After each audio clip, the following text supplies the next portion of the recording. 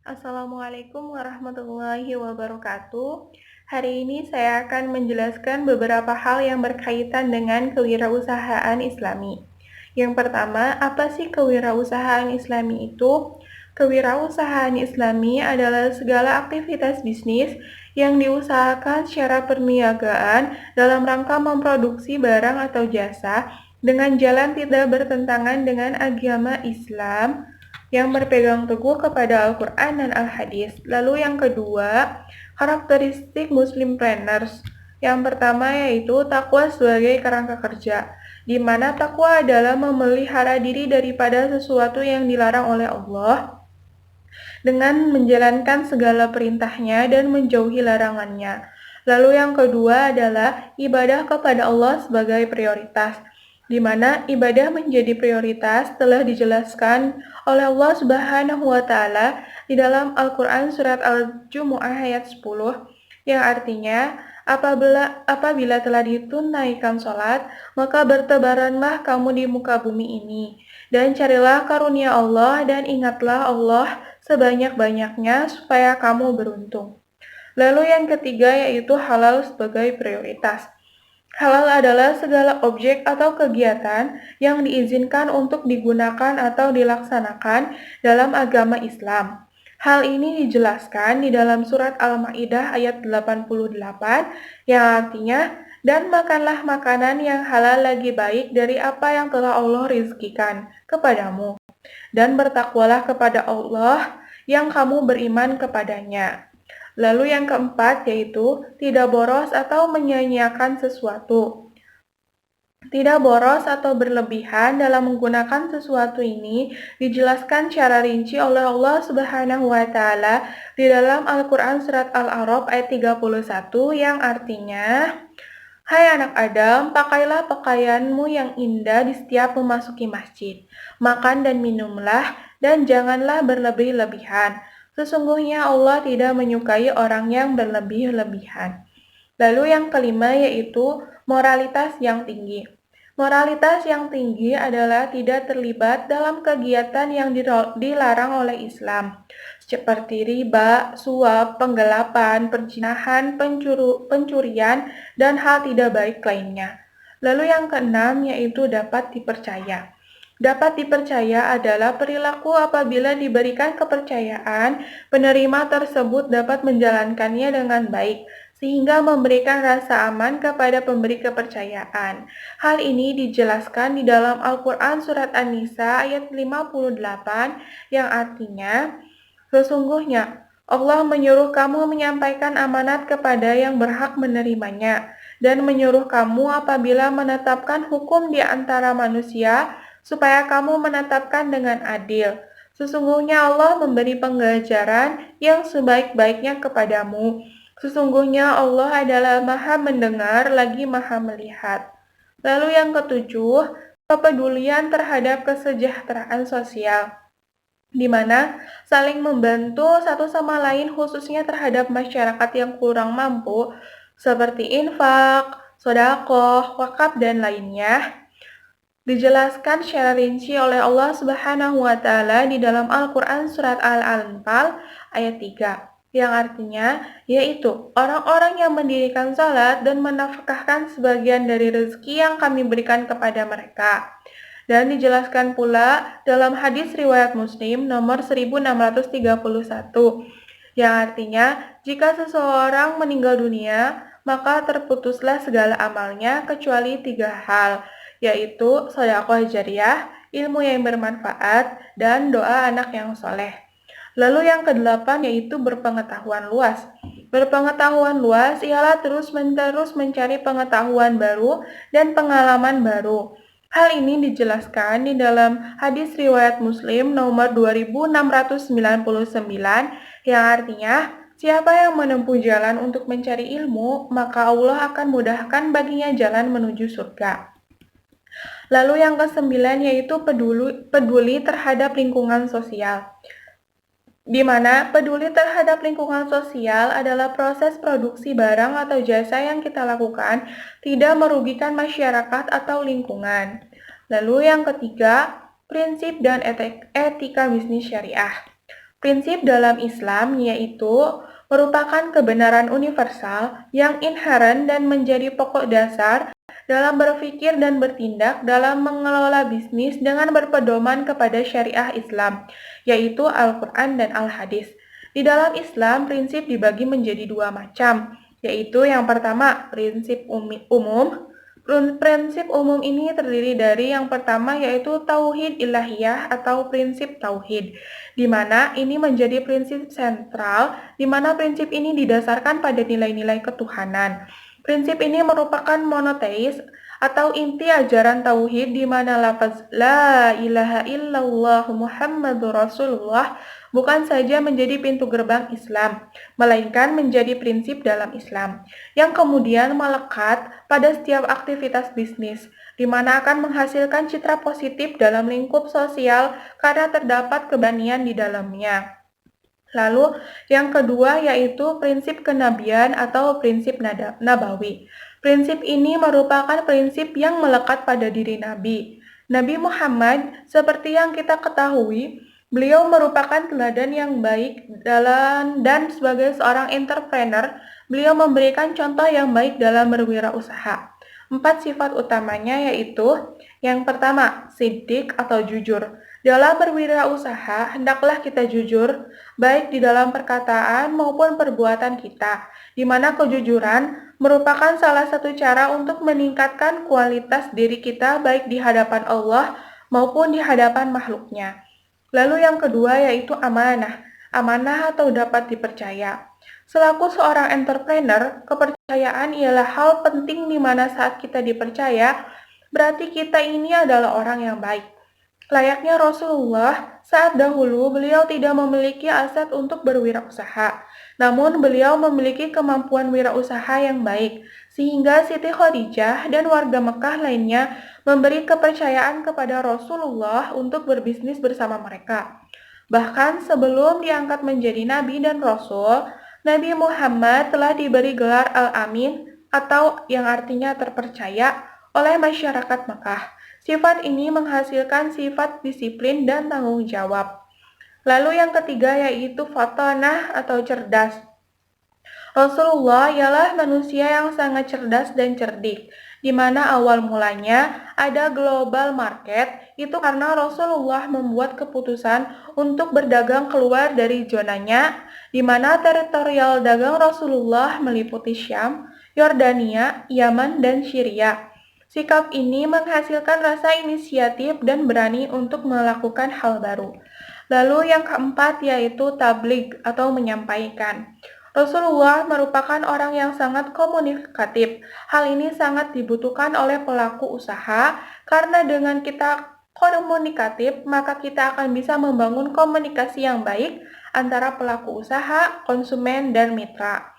Hal ini akan mempermudah kita untuk bernegosiasi, mengkoordinasi, bahkan promosi barang atau jasa yang kita jual.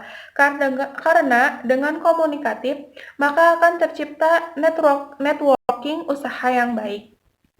Lalu, yang ketiga yaitu prinsip adiliyah atau prinsip adil. Islam mendefinisikan adil sebagai tidak menzolimi dan tidak dizolimi. Sifatnya proporsional, titik sentral pengelolaan bisnis, di mana semua pelaku ekonomi tidak diperkenankan untuk mengejar keuntungan pribadi bila hal itu merugikan orang lain atau merusak lingkungan. Lalu prinsip yang selanjutnya itu prinsip al-huriyah atau kebebasan.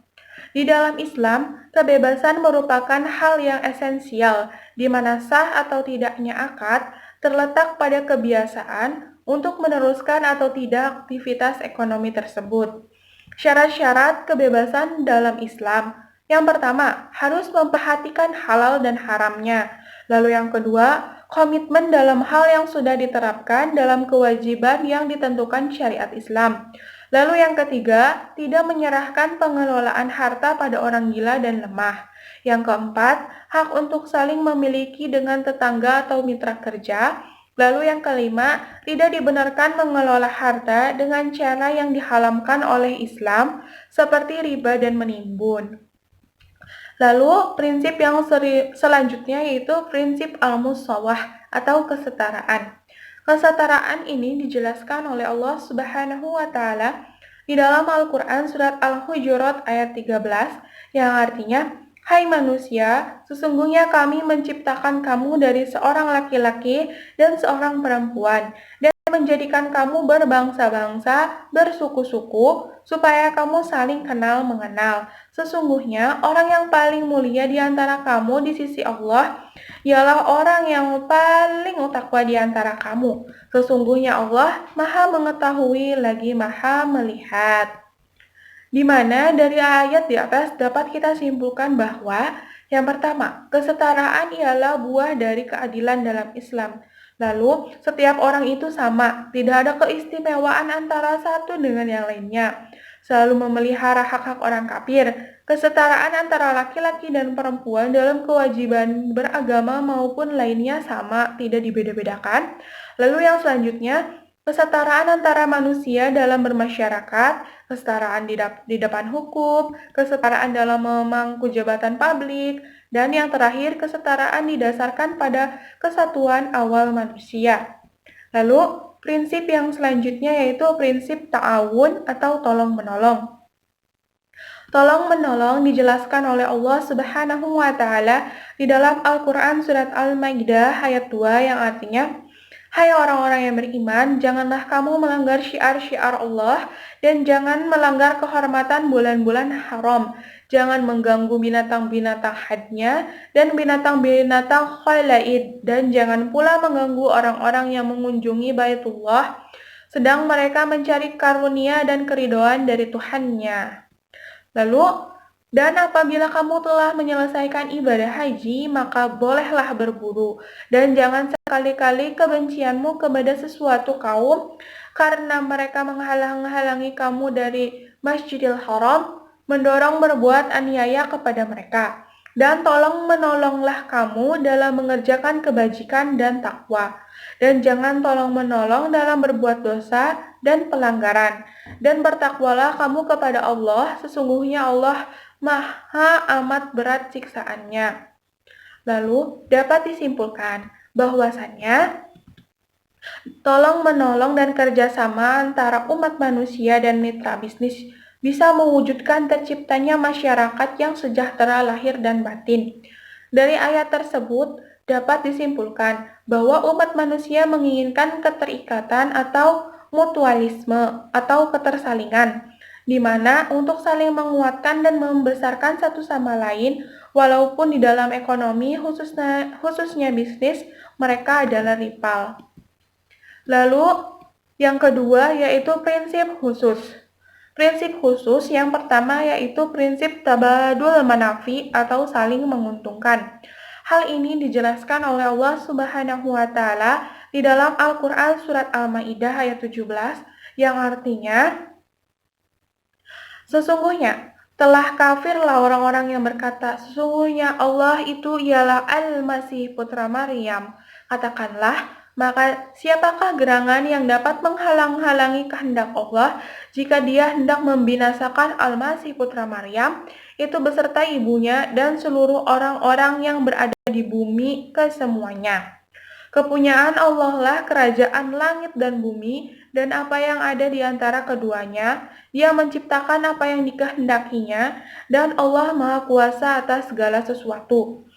Dari ayat di atas dapat disimpulkan bahwa kedua belah pihak atau lebih di dalam berbisnis haruslah bermanfaat dan tidak boleh salah satunya itu mudarat atau rugi. Karena segala sesuatu di muka bumi ini hanya milik Allah semata dan manusia hanya diberi titipan saja olehnya. Lalu, prinsip khusus selanjutnya yaitu prinsip pemerataan atau distributif. Hal ini dijelaskan secara rinci di dalam Undang-Undang Nomor 5 Tahun 1999 Pasal 1 tentang larangan praktek monopoli dan persaingan usaha tidak sehat. Definisi monopoli adalah penguasaan atas produksi dan atau pemasaran barang dan atau atas penggunaan jasa tertentu oleh suatu pelaku usaha atau suatu kelompok pelaku usaha. Prinsip ini diterapkan dalam muamalat dan bisnis karena semua orang memiliki hak yang sama untuk berbisnis. Lalu yang selanjutnya yaitu prinsip ataradin atau saling ridho. Hal ini dijelaskan secara rinci oleh Allah di dalam surat An-Nisa ayat 29 yang artinya, "Hai orang-orang yang beriman, janganlah kamu saling memakan harta sesamamu dengan jalan yang batil, kecuali dengan jalan perniagaan yang berlaku dengan suka sama suka di antara kamu. Dan janganlah kamu membunuh dirimu, sesungguhnya Allah adalah Maha Penyayang kepadamu." Dapat disimpulkan dari ayat di atas bahwasannya saat berbisnis kita harus suka sama suka, tidak boleh ada pihak yang merasa tertipu di dalamnya.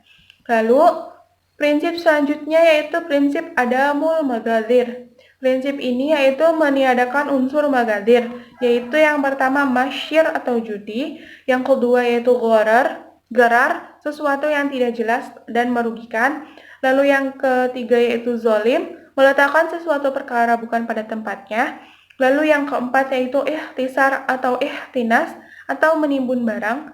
Lalu yang terakhir yaitu riba atau tambahan atau bunga.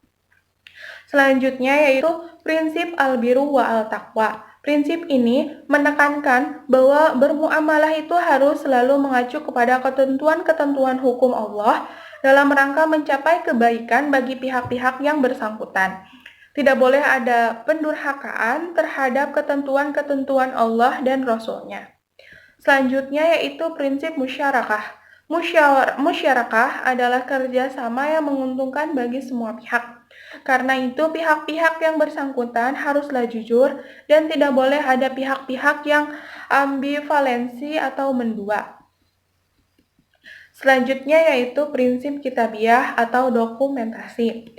Prinsip ini diterapkan dari saat zaman Rasulullah SAW dahulu, di mana prinsip ini memiliki fungsi utama untuk yang pertama, menyediakan informasi tentang isi dokumen bagi pengguna.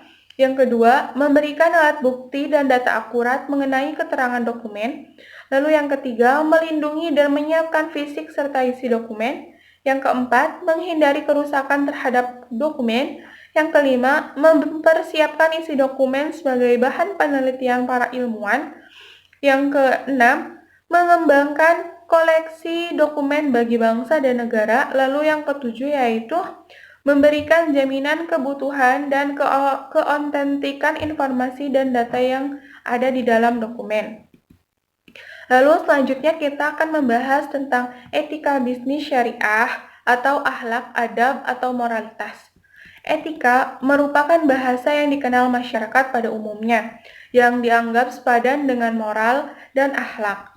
Dalam bahasa Arab, di samping kata akhlak terdapat kata lain yang sejenis dengan akhlak, yaitu kata adab.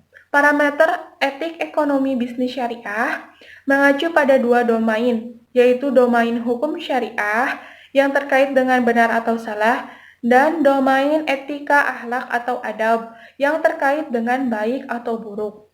Dapat dikatakan etik melampaui hukum dan karenanya tidak mungkin etik ekonomi bisnis dapat ditegakkan tanpa menegakkan aturan hukum atau syariah yang terkait benar salahnya suatu pemikiran atau gagasan dan tindakan ekonomi bisnis.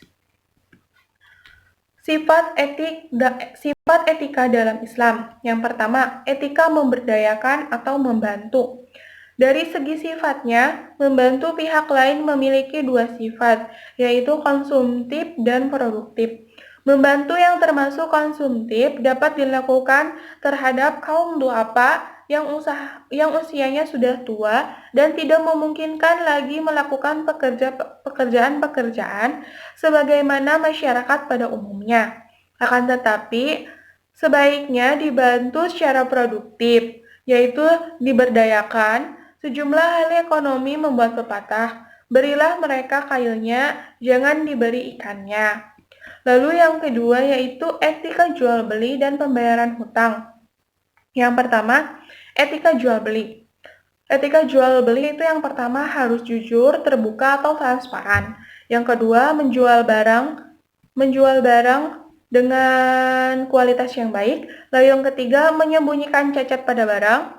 Tidak menyembunyikan cacat pada barang. Lalu selanjutnya, tidak memberikan janji atau sumpah palsu, murah hati pada pelanggan, tidak melalaikan ibadah dalam berdagang, tidak saling menjatuhkan harga dengan pedagang lain, amanah kepada pelanggan, mencatat piutang dengan baik, sabar pada pelanggan, dan adil dalam berdagang.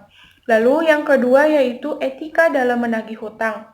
Santun dalam menagih utang, terus-menerus mengingatkan, penagih juga harus memperhatikan kondisi yang berhutang, jangan menagih di depan khalayak umum, jangan menyakiti orang lain, jangan menagih saat sedang bekerja atau istirahat, tagihlah secara kekeluargaan.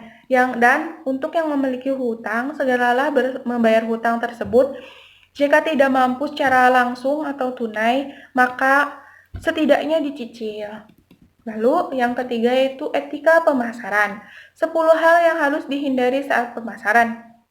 Yang pertama yaitu khianat atau tipu daya yang bertentangan dengan janji. Lalu yang kedua yaitu tagrir. Tagrir yaitu tindakan yang bertujuan merugikan orang lain, seperti memanipulasi harga atau kualitas. Lalu yang ketiga yaitu tadlis, yaitu tindakan yang bertujuan merugikan orang lain, seperti menyembunyikan kecacatan pada produk. Lalu yang keempat yaitu tadlis fi al-bai al-murahabah, yaitu sama dengan tadlis tadi, yaitu penipuan dengan kebohongan harga perolehan. Lalu yang selanjutnya yaitu gisisi. Gisisi yaitu menjelaskan keunggulan saja dan menyembunyikan kecacatan produk tersebut. Selanjutnya yaitu tanazusi, yaitu menambah atau melebihi harga dengan maksud memancing-mancing orang agar membeli apa yang kita jual. Selanjutnya yaitu igro. Igro yaitu promosi dengan janji yang berlebihan, seperti akan mendapatkan keuntungan yang sangat besar, contohnya yaitu investasi bodong. Lalu selanjutnya yaitu mukamarah. Mukamarah itu menjelaskan informasi produk secara berlebihan dan mengharapkan keuntungan. Lalu yang selanjutnya yaitu talbis atau menyembunyikan kecacatan produk, dan yang terakhir yaitu hitman, menyembunyikan kebenaran dalam akad. Lalu selanjutnya yaitu etika pembayaran upah. Sebegitu pentingnya masalah upah pekerja ini, Islam memberi pedoman kepada para pihak yang mempekerjakan orang lain bahwa prinsip pemberian upah harus mencakup dua hal, yaitu adil dan mencukupi. Seorang pekerja berhak menerima upahnya ketika sudah mengerjakan tugas-tugasnya. Maka jika terjadi penunggakan gaji pekerja, hal tersebut selain melanggar kontrak kerja, juga bertentangan dengan prinsip keadilan dalam Islam. Selain ketepatan pengupahan, keadilan juga dilihat dari proporsionalnya tingkat pekerjaan dengan jumlah upah yang diterimanya. Dalam hubungan antara pemilik usaha dengan pekerja, Rasulullah menganjurkan disegerakannya pemberian hak pekerja. Beliau bersabda, "Berikanlah upah pekerja sebelum kering keringatnya." Hal ini diriwayatkan oleh Ibnu Majah. Lalu yang selanjutnya yaitu etika kontemporer, atau etika ini bertujuan untuk mengimplementasikan tata kelola perusahaan, yaitu yang pertama keterbukaan atau transparan, yang kedua akuntabilitas, yang ketiga tanggung jawab atau responsibility, dan yang keempat yaitu kemandirian atau independensi. Selanjutnya itu kita akan membahas tentang hadis riwayat Ibnu Daud dan Ibnu Majah tentang etika memberdayakan. Kisah ini adalah kisah seorang kaum Ansor yang meminta-minta kepada Rasulullah Shallallahu Alaihi Wasallam. Suatu ketika, ada seorang laki-laki dari kaum Ansor yang mendatangi Rasulullah untuk meminta-minta. Rasulullah tidak membentak dan menyuruhnya pergi, pun tidak langsung memberinya uang. Rasulullah malah bertanya kepadanya tentang apa yang dimilikinya.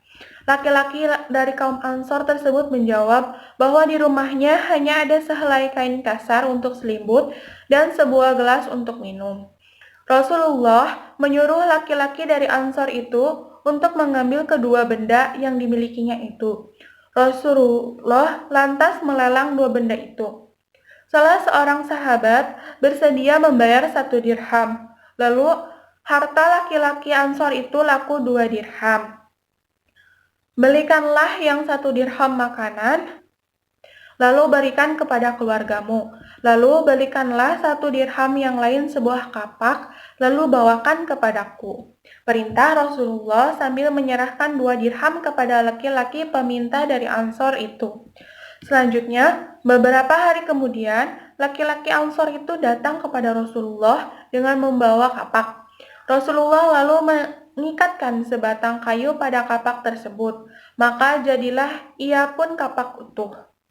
Laki-laki Ansor itu diperintah Rasulullah untuk mencari kayu bakar dengan kapak itu, lalu menjualnya. Pergilah cari kayu bakar untuk dijual, dan aku tidak ingin melihatmu selama 15 hari, titah Rasulullah.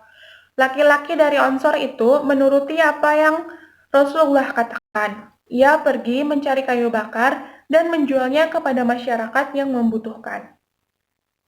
Setelah 15 hari yang berlalu, ia baru menemui Rasulullah dengan membawa uang 10 dirham dari hasil penjualan kayu bakar. Uang tersebut digunakan untuk membeli pakaian, makanan, dan kebutuhan lainnya. Ini lebih baik untukmu daripada engkau datang meminta-minta, kata Rasulullah. Demikianlah cara Rasulullah menghadapi pengemis. Beliau tidak mengusirnya secara langsung, juga tidak langsung memberinya.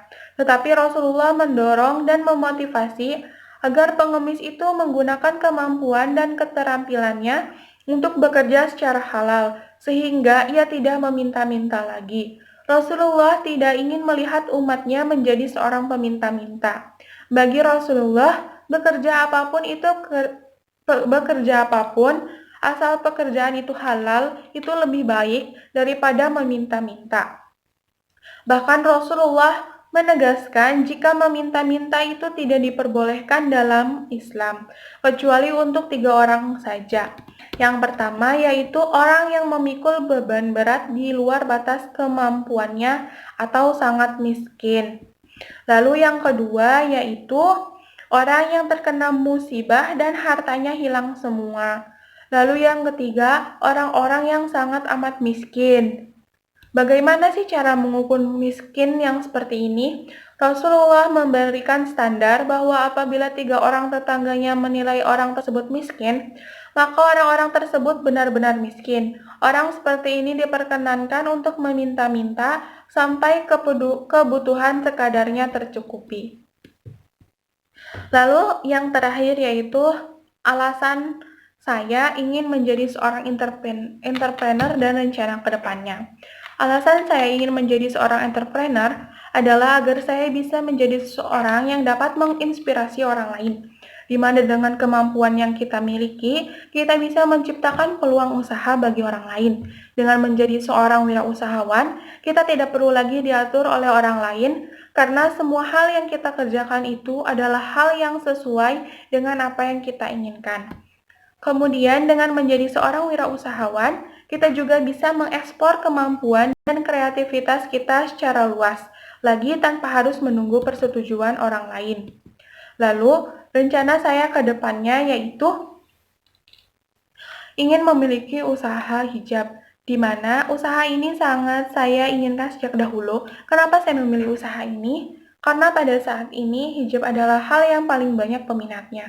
Selain banyak peminatnya, hijab juga merupakan salah satu hal yang diwajibkan penggunaannya, khususnya bagi masyarakat atau perempuan di dalam agama Islam.